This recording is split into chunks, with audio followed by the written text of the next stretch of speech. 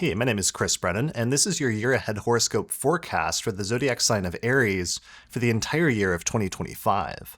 So these are primarily for people that have either their sun or their rising sign in the sign of Aries.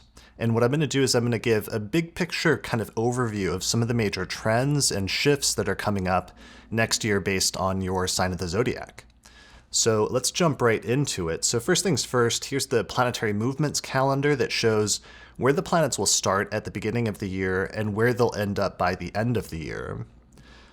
So in terms of major transits this year, let's go through a little bit roughly chronologically because the year opens with Mars retrograde in the sign of Cancer, which is your fourth house of home and family and living situation and private life.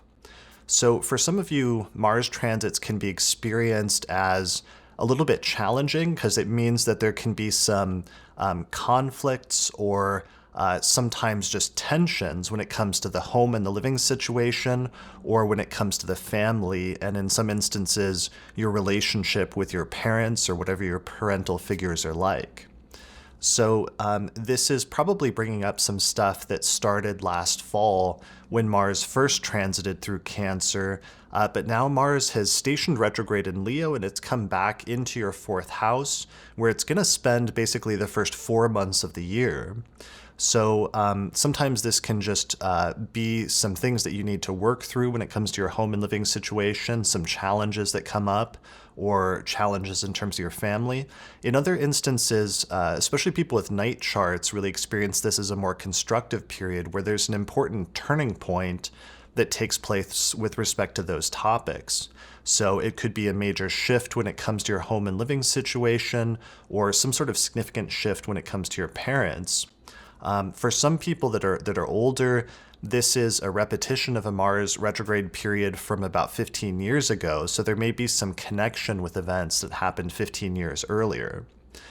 This Mars retrograde was also partially in your fifth house, which represents topics like children, sex and sexuality, creativity, and fun and games, and that may have also stirred up some things, especially in November and December, that can be a little bit challenging with respect to those topics. But for the most part, in the first part of 2025, we're really focused on your fourth house of home and living situation, and then we'll get just another tail end of that fifth house transit in the May-June timeframe when Mars makes one last pass through Leo.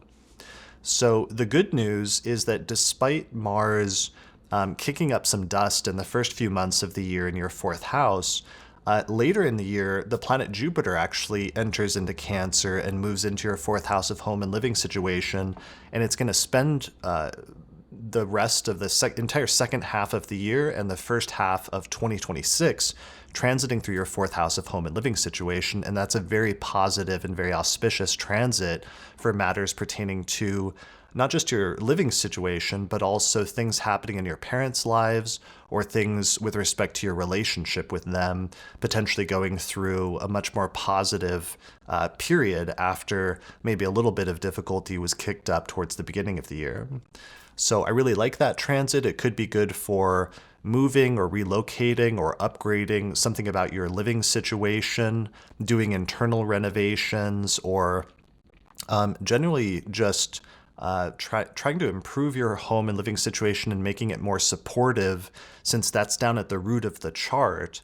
And in the same way, it creates kind of a basis or a foundation for our entire lives, so that when things are going well at home, and you have a solid situation with respect to that, it can have this positive crossover effect in many other areas of our life and many other areas of our chart. So that's definitely something to look forward to for the entirety of the second half of 2025. Moving on, there's tons of activity happening, tons of transits happening this year in your first house, which represents topics such as your sense of self, but it can also represent your physical body and physical constitution. It can also represent your mind, because the first house is the sort of meeting point between the body and the spirit, or the body and the mind. And finally, the first house can also relate to your appearance and how you appear to people in general. So you have like major, like 3 or 4 major transits all going through your first house, activating those topics during the course of this year. And I think that's going to be one of the major things to focus on. So first things first, in the March-April timeframe, we see the final eclipse in Aries, which is the last eclipse of a series of eclipses that have been taking place in your first and seventh house for the past year now, since around October of 2023. So this series of eclipses has been bouncing back and forth between your first house of self and your seventh house of relationships. So you've probably been going through this process of, on the one hand, major beginnings and endings when it comes to redefining your sense of self and who you are, how you look, or other things related to your body and your mind, and then balancing that out with your direct one-on-one relationships in your life. So sometimes there can be major beginnings and major endings in that area when it comes to relationships, and that's a process you've been going through for the past year, year and a half now. But what's interesting about this is that eclipse series wraps up in the spring of this year with one last eclipse in Aries, which represents one last major ending, but also one last major beginning in terms of setting a new foundation in that first house area of your life. And what's interesting about this eclipse, you know, it's at the series, the end of a series, so it shouldn't necessarily be. You should have seen some of those themes coming, since we've had several eclipses in Aries over the past year and a half at this point. But what's interesting is it sets up several other transits in Aries that start this year. One of them is there's a Venus retrograde that begins in Aries around the same time as the eclipse in the March timeframe. So that Venus retrograde, one of the keywords I would think actually for Aries, because it's going through your first house of appearance, is that sometimes people can do sort of a makeover, or they can rethink and revisit how they appear to other people during that time. And sometimes that means you can change something, either something major or sometimes just something minor about your appearance and how you look to the world, that will actually be successful and has the potential of making you come off in a way that's not just more potentially physically appealing to other people that you meet, but also potentially is a better representation of how you feel inside. So that's actually a really positive transit that has a lot of great potential when that Venus station happens in Aries in the springtime. And then this cues up 2 other transits that are going to happen this year that are like previews of very long-range outer planet transits that are going to be going on for a while. And we get the first experience of that happening starting in the late spring, especially most of the middle half of the year, essentially, when the planet Saturn and the planet Neptune both move into the sign of Aries for the first time, and they spend several months there, giving you a preview of what for Saturn will be a 3-year-long transit through that sign, and for Neptune will be something like a 7-year-long transit through that sign. Because what'll happen is Saturn and Neptune will just dip their toe into that sign this year, in the middle of the year, but then they'll retrograde back out into Pisces by the end of the year, so that you don't experience it. It becomes more like a preview rather than the full-on beginning of that transit. So let's talk about that transit a little bit. So Saturn going into your first house, sometimes that can be a period in which you start focusing on your body and your physical vitality more. And sometimes when Saturn goes through a sign like the first house, there can be themes like time that become much more of a focal point in your life, where you start thinking about time and age, and realizing to some extent the effect of aging in your life as you're going through that transit over the course of the next 3 years. So sometimes that can be a little bit challenging. It can bring up bodily issues, sometimes issues with the mind and feelings of slowness, or feelings like you're getting older in some ways.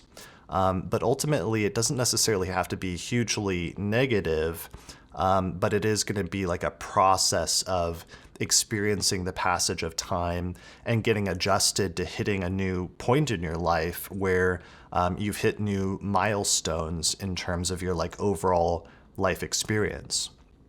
So that will be a good period also sometimes to take care of your health more, to start instituting better health regimes like, different types of diets, like going to the gym, and basically just taking care of yourself. Because sometimes when Saturn goes through the first house, we just have a experience of understanding that, our body to some extent is like a vehicle or like a car that we have to take care of and get regular checkups and tune-ups and change the oil and things like that. And sometimes if you're not doing those things regularly, you start to notice the impact of that and realize that you need to get on top of things.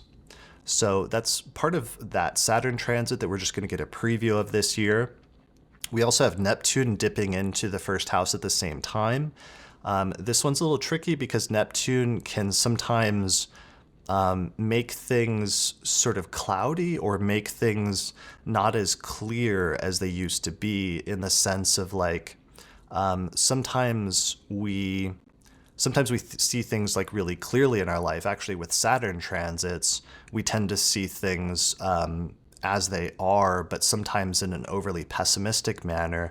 Whereas when Neptune becomes prominent in our chart, we tend to idealize things, and we tend to think things sometimes are even better than they actually are in reality, so that sometimes we're overdoing it, and our imagination or our sort of like hopes and dreams can run away with us. So with Saturn and Neptune both moving into your first house at the same time, there's some kind of tension there where these tensions between what's real and what's imaginary or what's not real are much more prominent for you than they've been at other times in your life. And you may have to fight to balance out those two tendencies within yourself and not to become either extremely like realistic and like pessimistic, but also not to become extremely overly idealistic and not connected with reality. So we'll get a little bit of a preview of what that's going to be about, like I said, in the middle of the year, because it's something like between April and May, all the way till like October, Neptune is in that sign, giving you a heads up of what that transit's going to be all about. All right, so tons of stuff in your first house, just because there's tons of stuff happening in Aries this year. And since that is your first house, that's incredibly important to you personally. Moving on, we've also got other eclipses taking place this year, where the eclipses are shifting out of your first house, seventh house axis of self and relationships. And the eclipses are starting to take place now in Virgo and Pisces, which is your 6th and 12th house axis, which especially focuses on themes of work and health. So there can be major beginnings and major endings when it comes to your work or your workplace, as well as people that you work with, as well as major beginnings and endings when it comes to your health and health matters. So sometimes this can mean that there's new health stuff that opens up that we have to deal with. Other times it can just be a continuation of some of those first house transits where it's like there's new diet or exercise regimes that we're trying to like put into place and focus on at this point in our life. And at this point, those really get going for some reason. The 6th house can also pertain to people that you work with, or if you find yourself in a leadership role, sometimes it represents people that work for you. And there can be either major beginnings of having a new major person that comes in and helps you in your life in that capacity, or there can be endings where there can be people coming to the end of a chapter and deciding that that relationship with them is something that's over or that you've moved past at that point. So those themes of major beginnings and major endings will really be active in that area, starting in the spring, but especially in the fall when there's going to be the first full set of eclipses in Pisces and Virgo in your 6th house and 12th house axis. This can also be a good time to focus on mental health as part of your overall health in general when we're having eclipses in the 12th house. And sometimes that can be really productive in order to like dive internally and understand what's going on. And sometimes having like a therapist or something like that can be part of not just taking care of your bodily health, but also taking care of your mental health at the same time, as one of the things that you may find is that the two are interconnected during this time when there's eclipses taking place between the 6th and the 12th. All right, and then the last transit I wanted to mention for this year is a huge one, which is that Uranus, the planet Uranus, is going to enter your third house of communication, travel, and relatives. And this is huge because this is another major long-term transit where Uranus is going to spend 7 years going through that sign.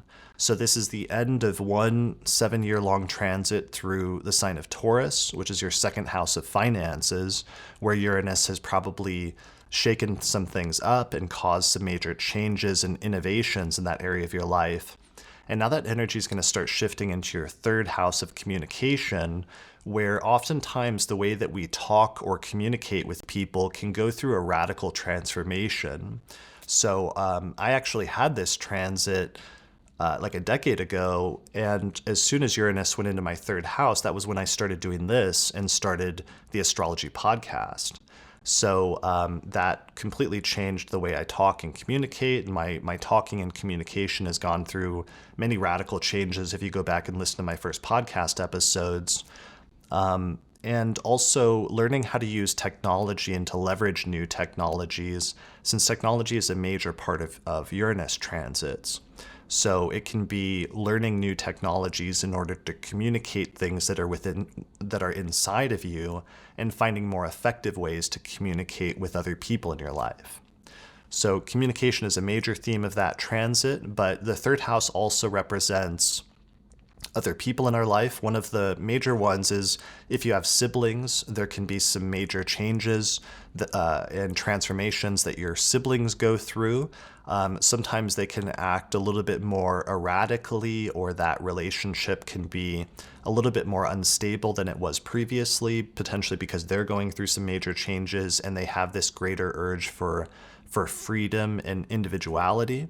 So sometimes you'll have to just like give siblings space during that time if that's what they're going through. Other times it can be something you're going through that's affecting your relationship with your siblings. The third house also represents extended family and relatives like cousins, aunts, uncles, and people like that. So if you have people like that in your life that play a major role or that you're close to, some of that energy could be taking place with respect to them instead of with respect to siblings. And then the last thing is that the third house also represents travel and movement. And having a Uranus transit through your third house means there's going to be some major revolutions when it comes to your sense of movement in your life, and especially your sense of short distance travel and how you get around town. So sometimes this can mean that it relates to like our car, if we have a car, or getting a car, or having a new mode of transportation that's different. Other times it can mean other short distance modes of transportation, even like riding a bicycle or something like that. But it's basically just this idea of travel and mobility will go through some changes in your life over the course of the next 7 years. And this year we're going to get the first initial preview of that as Uranus first dips into that sign. The last thing about that is that the third house can also represent our neighborhood, like immediately outside of our house, including our neighbors and other people that are in our community. So with Uranus going through the third, there can be some major changes, sometimes unexpected changes that come up where things start changing very rapidly and at a very quick pace. So sometimes this can be a little jarring at first, but ultimately can sometimes these changes can eventually be productive or necessary or useful, even if they're a little unsettling initially. So some major changes in terms of your neighborhood or your relationship with your neighbors and your broader local community is another potential for that transit. So anyways, let me see if there's anything else, but those are some of the major transits that are going on this year, and that's kind of the overview of 2025 in terms of your major transits for Aries and Aries rising for the next year. So if you're looking for fortunate dates next year to launch new ventures or to start a business or do other major things, I actually just released my 2025 electional astrology report where I went through and I highlighted the best dates next year to do different things and to take actions in general, which is always helpful in terms of ensuring that you have a better chances of success in whatever you're doing just by doing things during more astrologically fortunate times of the year or different days that are more fortunate or less fortunate. So I just released that report, and it's actually 20% off right now because we're doing an initial launch sale through the first week of January. So you can get that report for $44.95 right now, and you can find out more information at theastrologypodcast.com/2025 report. All right, that's it for this year ahead forecast for Aries for 2025. So thanks a lot for watching. Good luck this year, and I'll see you again next year to talk about the horoscope for 2026. All right, see ya. I just released my 2025 astrology calendar posters, which show all of the major astrological transits this year at a glance, and you can get those at theastrologypodcast.com/merch. If you want to learn more about my approach to astrology, then I teach an online course in ancient astrology called the Hellenistic Astrology Course, which has hundreds of hours of video lectures where I teach people how to read birth charts and how to understand and predict the future using transits and other timing techniques. So you can find out more information at theastrologyschool.com. Also, shout out to our sponsor for this episode, which is the Northwest Astrology Conference, which is happening in May of 2025 in Seattle, Washington, and it's being simultaneously streamed online at the same time. So you can find out more information at norwac.net. Finally, thanks to the patrons that helped to support the production of this episode of the Astrology Podcast through my page on Patreon. You can get early access to new episodes plus other bonus content by becoming a patron at patreon.com/astrologypodcast.